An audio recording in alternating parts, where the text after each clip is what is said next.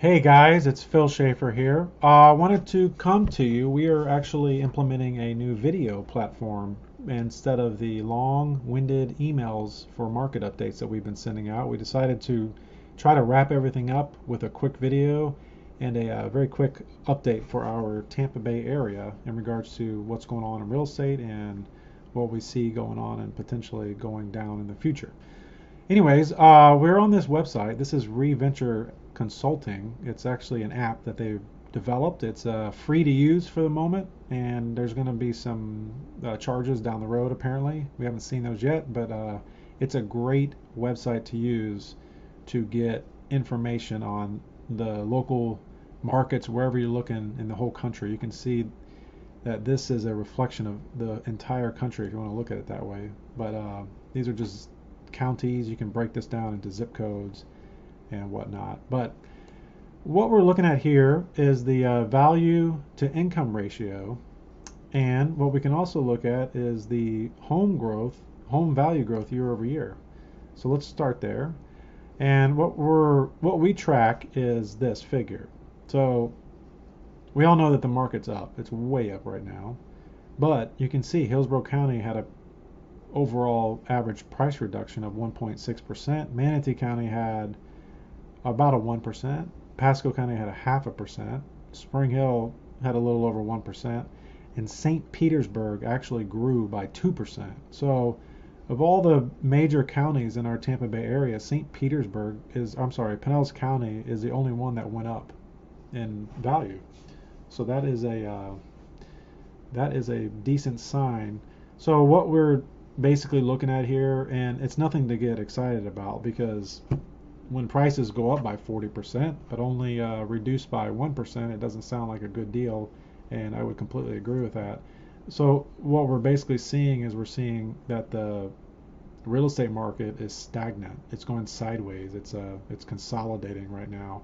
There's a tug of war going on between buyers and sellers, and how that plays out is going to be determined by several things: unemployment rates, inventory levels, stuff like that. And what will tend to happen is inventory levels go up in a situation like this, and prices will go down. We just aren't seeing inventory levels at all go up.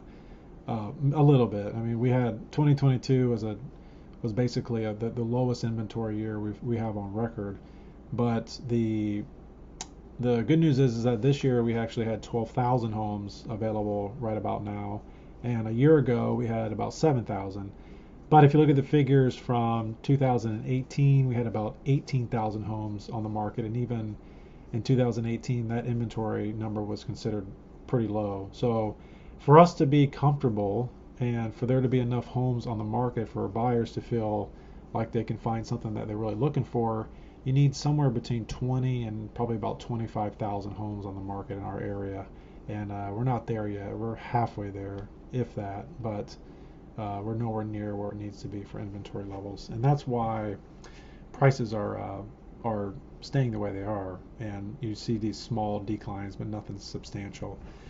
I think the narrative is that a lot of homeowners are staying put because interest rates are at 7%. So they don't want to sell their house. They don't want to give up a 2 or 3% interest rate to have to go out and buy something that is going to be a 7% interest rate, which is what we have right now. So it's a difficult market. The buyer demand is super low because of interest rates and the prices, and sellers are hesitant to put their house on the market unless they have to, because of the fact that if they have to go buy something, it's going to be an interest rate problem for them.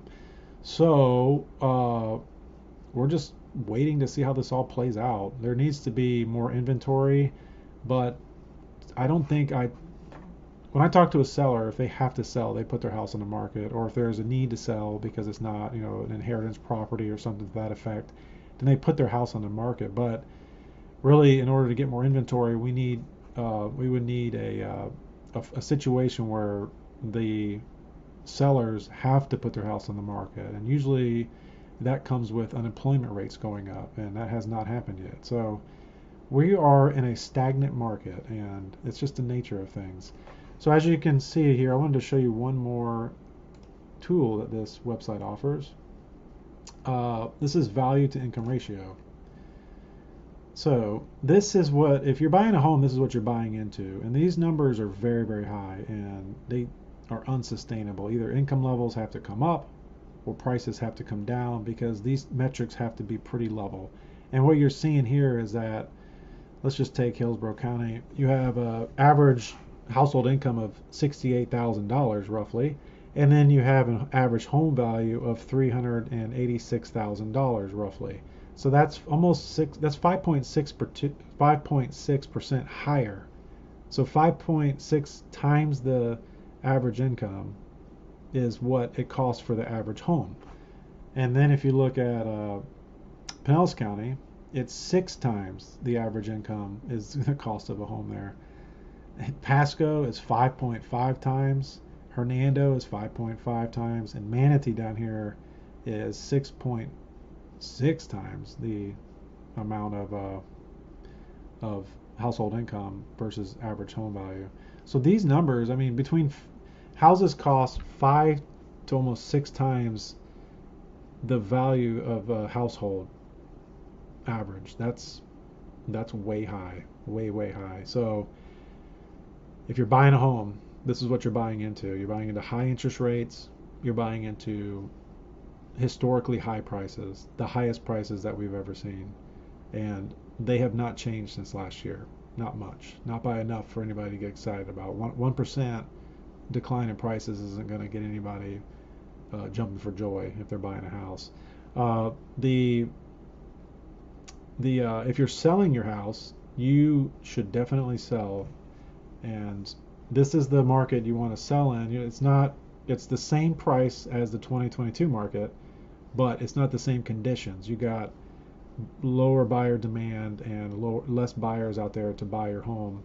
But we're still seeing that if your house is nice, it's upgraded, and there's no neglect, it's priced correctly, we are definitely getting from 1 to 3 offers on those homes within the first 7 days. If you put your house on the market and it's on the market longer than 2 weeks, 3 weeks, 4 weeks, then you can rest assured that your house is overpriced. That's just the nature of the market right now. So that's what I see out there, and I just wanted to thank you guys for sticking with us, and we are happy to help with anything that you might need. Please reach out anytime, and we will be doing more of these videos. So if there's any questions or anything, just shoot me a message, and I'll talk to you soon. Take care.